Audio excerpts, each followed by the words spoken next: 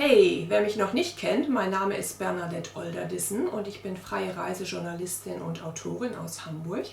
Und seit ich im Oktober 2020 auf einer kurzen Journalistenreise in Schwedisch Lappland war, hatte ich einen Traum. Ich wollte einmal wirklich alle 8 Jahreszeiten hier im Norden miterleben. 8 Jahreszeiten, das ist nach samischem Kalender. Die Samen sind die Ureinwohner Lapplands und die teilen das Jahr eben in 8 und nicht in 4 Jahreszeiten ein, weil da einfach so viel mehr passiert als bei uns. Und da habe ich mir überlegt, ich mache ein Buch, das heißt 8 Jahreszeiten, lebend im Takt der Natur, und schaue mir das wirklich mal für ein Jahr an. Und so habe ich mir ein kleines Haus zur Miete gesucht in einem Ort, einem Dorf mit ungefähr 200 Einwohnern, das heißt Båtskärsnäs, in der Nähe von Kalix, nicht weit von der finnischen Grenze.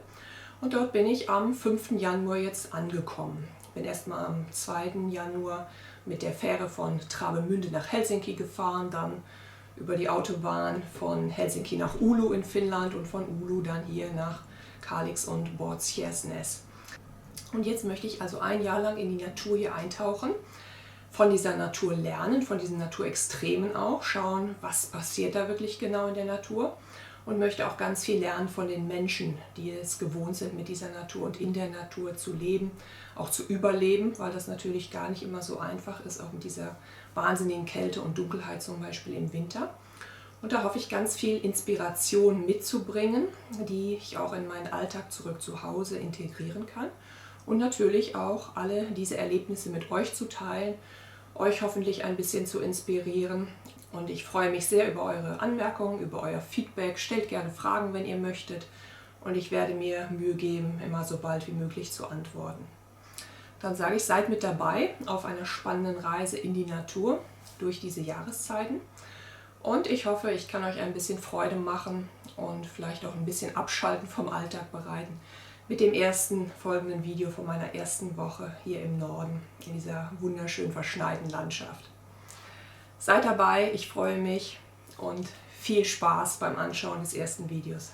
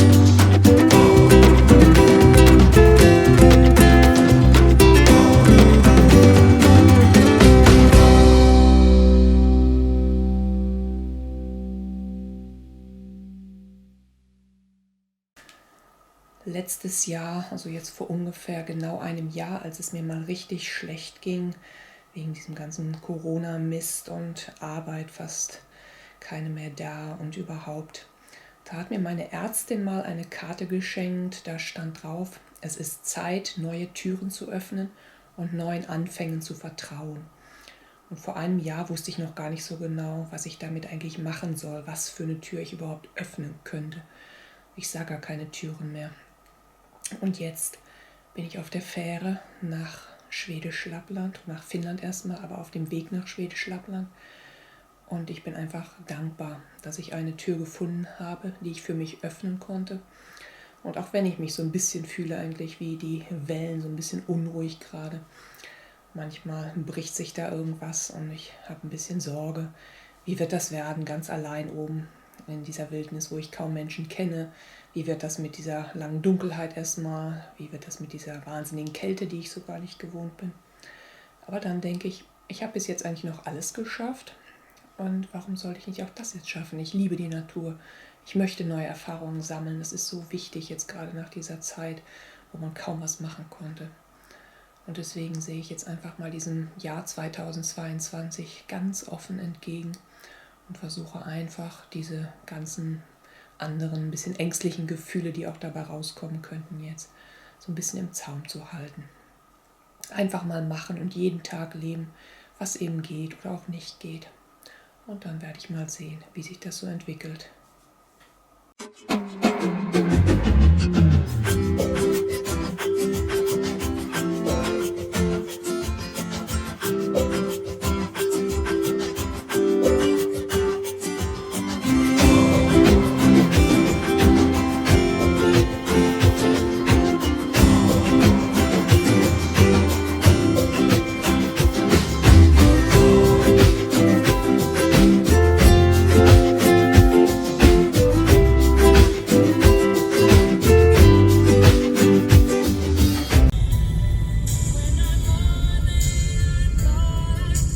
In 200 Metern haben Sie das Ziel erreicht. Hey, das ist mein wunderschönes Haus in Bortjes. Aber es gibt ein kleines Problem. Ich bin jetzt seit ungefähr 3 Stunden hier und es gibt schon kein Wasser mehr. Ja, das ganze Dorf ist ohne Wasser. Irgendwo ist ein Rohr gebrochen, eingefroren. Die Leute haben keine Ahnung. Und ich dachte, ich fange mal direkt an mit dem Leben im Takt der Natur. Nimm mir ein paar Eimer, fülle sie mit Schnee und dann schmelze ich den Schnee und habe zumindest so Wasser für die Toilette oder vielleicht auch für eine kalte Dusche.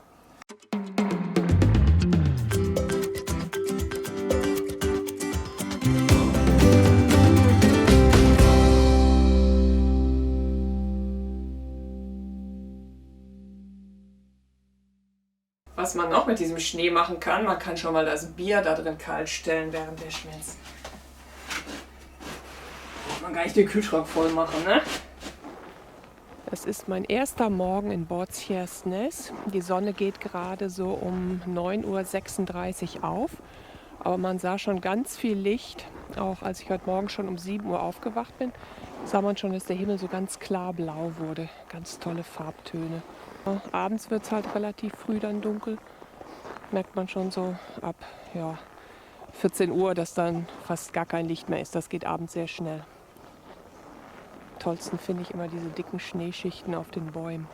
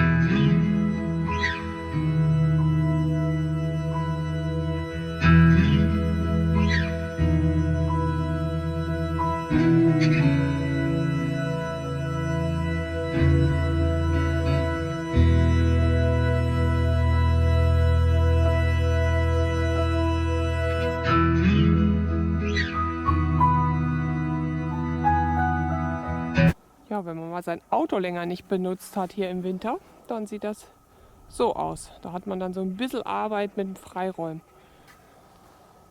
Ah, ist das schön, die Wintersonne. So hell.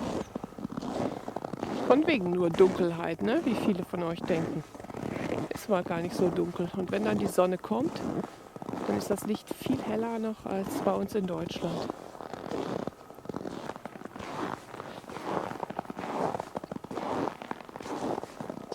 In vielen Ländern, in Lateinamerika zum Beispiel oder in Südostasien, haben mich die Menschen oft gefragt, wie hört sich eigentlich Schnee an, wenn man auf Schnee läuft?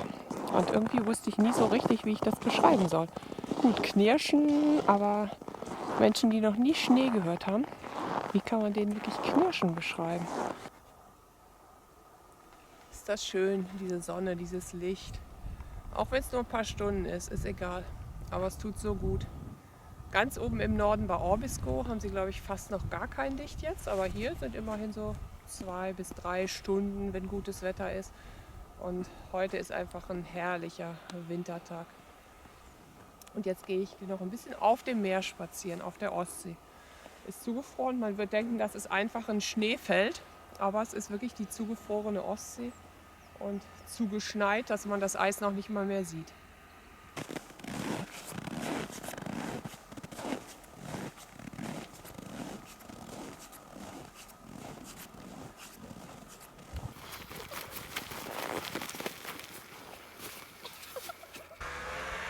Auch eine Art, seinen Hund Gassi zu führen hier.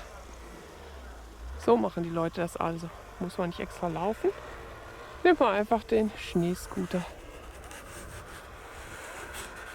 Also, wenn man kein Wasser im Haus hat, dann kommt auf den Marktplatz ein Wattenbil. Das ist ein Wasserauto. Da kann man dann seinen Kanister mitbringen und lässt sich den auffüllen. Hey, von meinem zweiten Tag in Borzières. Ich gewöhne es mir langsam an, morgens so einen kleinen Spaziergang zu machen, runter zum Hafen, wenn das Wetter so toll ist wie jetzt im Moment. Und die beste Neuigkeit des Tages ist, dass das Wasser heute Morgen wieder gekommen ist. Ich habe mich so gefreut. Das war so ein tolles Gefühl. Waren zwar nur gut 36 Stunden, sagen wir mal, aber das ist schon ein Riesenunterschied, ob man fließendes Wasser hat oder nicht. Und was ich schon über das Leben im Takt der Natur gelernt habe, das ist, dass die Natur wirklich einen ziemlich langen Atem hat. Ich dachte ja, wenn ich mir Schnee im Eimer sammle und den dann einfach kurz unter die Heizung stelle, dann ist der innerhalb von mindestens einer Stunde, wenn nicht noch schneller, geschmolzen und ich habe dann einen Eimer Wasser. Ja, fehlgedacht, ne? Der Schnee wollte einfach nicht schmelzen. Ich habe alles versucht. Nix. Nach einer Nacht war der immer noch Schnee und kein Wasser. Also ich muss sagen, meine Beziehung zu Schnee, die hat sich schon ziemlich geändert jetzt in den paar Tagen. Da denkt man, wenn man so ein bisschen Schnee wirklich einfach mal vor die Heizung stellt, dann ist er doch ganz schnell geschmolzen. Vor allen Dingen so Puderschnee. Aber nee, der ist wirklich stur ohne Ende, so Schnee. Schaut mal, das ist meine Straße. Mortinswägen. Das hier ist also ein Teil vom Dorf Borzières. Borzières, glaube ich, spricht man es. Wirklich ein ganz, ganz kleines, schnuckeliges Dorf. Ist das nicht klasse? Eiszapfen oben am Dach. Muss man nur aufpassen, wenn man drunter herläuft und so ein Ding fällt ab.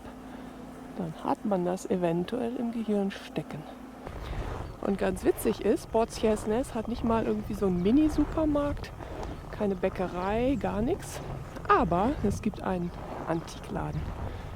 Und der hat eigentlich auch rund um die Uhr geöffnet, habe ich fast den Eindruck. Der hatte sogar gestern am Feiertag geöffnet. Auch jetzt öppet.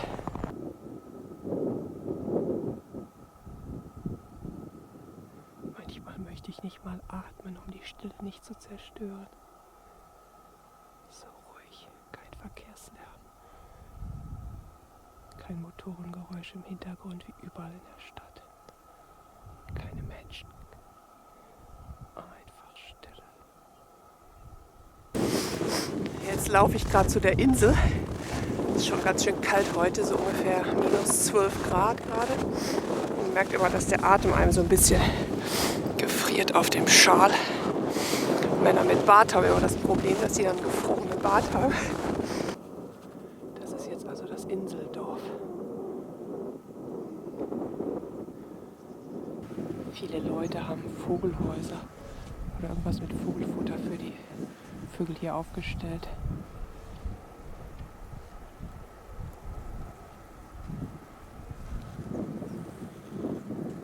Das ist wieder Mortinswägen.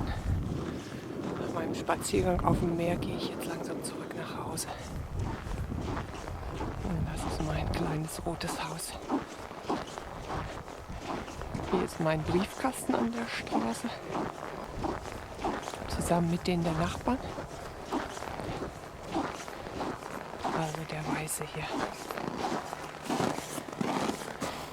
Problem mit Reklame scheint es auf jeden zu geben. Na, noch nichts bekommen. Könnt mir aber ruhig mal jemand von euch schreiben. Und das ist also meine schöne kleine Veranda. So, ihr wolltet ja auch zum Teil wissen, wie mein Haus von innen aussieht. Ist ein relativ modernes rotes Haus. Das hier ist mein Wohnzimmer. Da habe ich mir auch einen schönen Schreibtisch eingerichtet, wo dann so langsam das Buch 8 Jahreszeiten entstehen wird und natürlich auch der Reiseführer zu Schwedisch Lappland. Hier war mal ein offener Kamin, leider jetzt kein offener Kamin mehr, aber ich habe es mir ganz schön gemacht mit relativ vielen Kerzen. Die Küche sehr schön groß, viel Platz zum Kochen, wenn man denn dann gerne kocht. Da ist eine Abstellkammer. Hier ist Schlafzimmer und hier geht die Treppe nach oben. Hier ist noch das zweite Zimmer, Gästezimmer, oder hier ist erstmal mein Home Gym. Da unten ist das Meer, wirklich so 300 Meter davon entfernt bin ich. Ja, und hier sind Toilette und Dusche und natürlich immer reichlich Eimer Wasser und ein Wasserkanister. Braucht man ja hier dringend, weil nachdem das Wasser kurz gestern wieder da war, gestern Morgen ist es gestern Abend schon wieder verschwunden. Moin moin, ich gehe dann mal gerade wieder Wasser holen und habe dabei auch mal meine Kartons vom Umzug mitgenommen. Irgendwo soll es hier Mülleimer geben, wo man die besonders entsorgen kann. Hey geil, ich habe die Müllcontainer gefunden.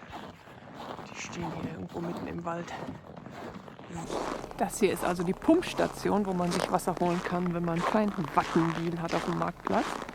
Erst ging das eben nicht, dann kam Gott sei Dank so ein älterer Mann vorbei. Da habe ich den mal gefragt, wie das geht. Und das Wasserding war einfach ein bisschen zugefroren. Ja, jedenfalls, wenn man das hier dann aufdreht, kann man sich hier erstmal wieder Wasser abfüllen. Das ist die Dorfkirche von Båtskärsnäs.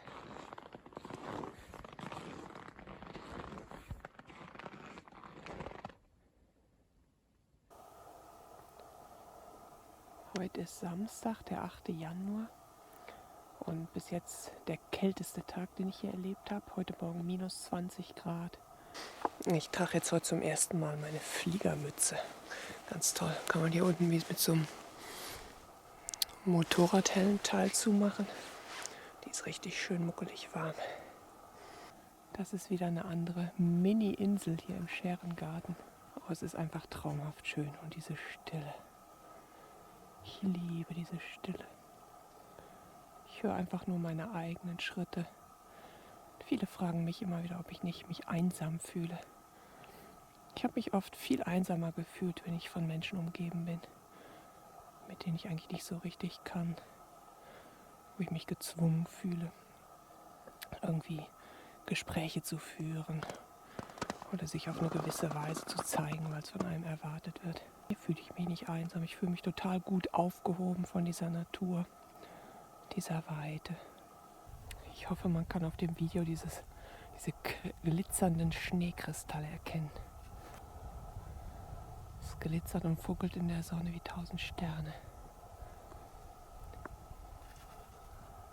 Sehe ich, hier kann man mal sogar das Eis erkennen unter dem dicken Schnee. Und manchmal, wenn ich das sehe, denke ich, scheiße, das bricht gleich unter mir ein. Aber dann erinnere ich mich daran, dass gerade minus 20 Grad sind und dass es ja total idiotisch ist. Das Eis kann ja jetzt gar nicht schmelzen.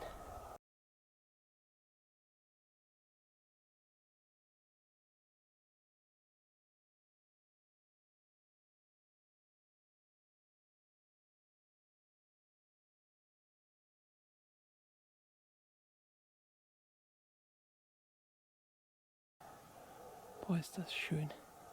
Es sind wahnsinnig verschneiten Bäume. Und da vorne gibt es so einen Ast, der ist wirklich total, hat er sich gebogen unter dieser Schneelast. Das hat mich gerade total erinnert an dieses Sprichwort, dass man sich manchmal biegen muss, um nicht zu brechen. Und ich glaube, das macht einem die Natur wirklich ganz schön vor. Gerade die Bäume im Winter, das ist ja für die auch nicht so einfach mit dieser ganzen Last von Schnee. Der ist wirklich schwer, denke ich mal. Und selbst wenn die ihre Blätter abgeworfen haben und dadurch ein bisschen weniger Last haben, kommt dann halt die nächste Last von oben, der Schnee. Und irgendwie kommen die damit auch klar. Denke ich manchmal, Mensch, das sind wirklich so winzige Details in der Natur, die kann man beobachten.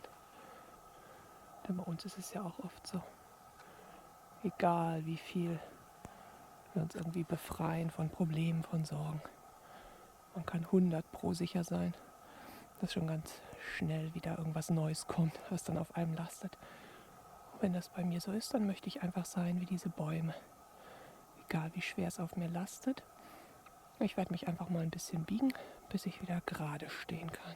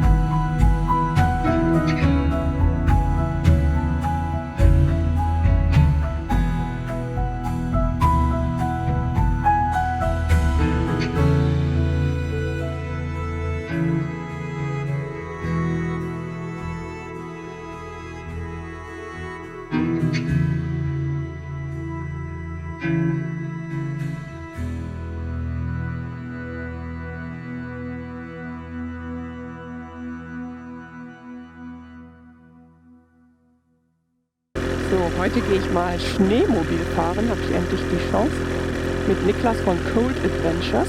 Die machen hier ganz viele verschiedene Naturangebote, Ausflüge, wie auch die Leurup Safari, die ich schon 2020 mitgemacht habe. Das war auch mit Cold Adventures.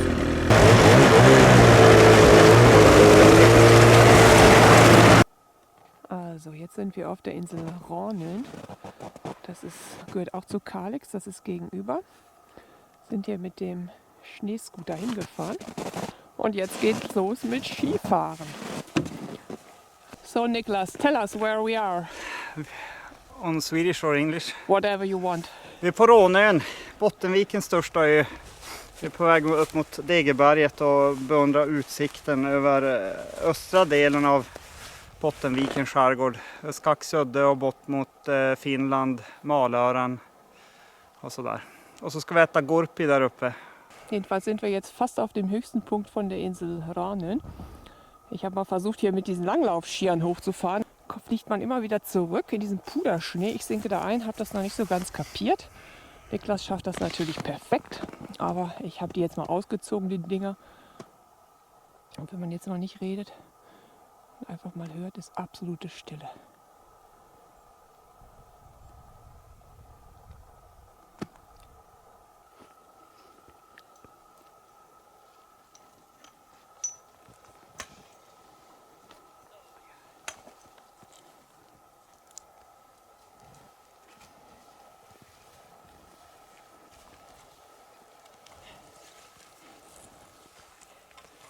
Hey, ich versuche gerade hier auf Langlaufskiern einen Berg hochzugehen. Es ist mal gar nicht so einfach. Man sinkt super tief ein und rutscht immer wieder zurück. Aber irgendwie muss man so eine Technik sich eingewöhnen, dass man die Skier in den Boden rammt und mit den Stöcken gleichzeitig. Aber es ist ganz schön schwierig. Aber ich glaube, nach einem Jahr hier habe ich das dann irgendwann drauf. Im Moment sieht das noch nicht so elegant aus. Aber es wird. What do you think, Niklas? Am I getting better? Yes. Fantastic. You're doing great. So, jetzt bin ich auf dem höchsten Berg von Rhorneln. So, Niklas besorgt jetzt gerade uns Holz für ein Feuer. Und dann wird schön hier oben auf dem Berg gegessen.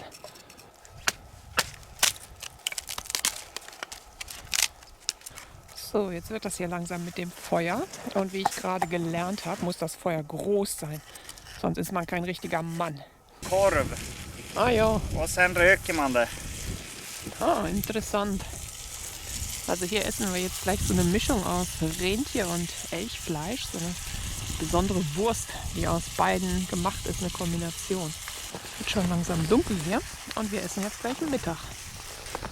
Aber das ist halt Lappland im Winter, ne? So, jetzt ist das Essen gleich fertig. Das Fleisch kommt jetzt in das Brot rein mit ein bisschen Zwiebeln. Wunderschön, ich habe so einen Hunger. Und Tomate gibt es auch noch, wow. Richtig schick hier. Jetzt ist Montagmorgen und ich dachte heute, ach, ist bewölkt, bleibst mal drin, schreibst was. Und dann sehe ich aus dem oberen Stockwerk dieses wahnsinnig tolle pinkfarbene Licht. Wie ich gestern gelernt habe von Niklas bei der Tour auf die Insel Rhône, werden diese Zweige extra ins Eis gesteckt, damit wirklich markiert ist für die Leute, auch die mit ihrem Schneemobil hier fahren, wo genau das Eis vielleicht am dicksten ist.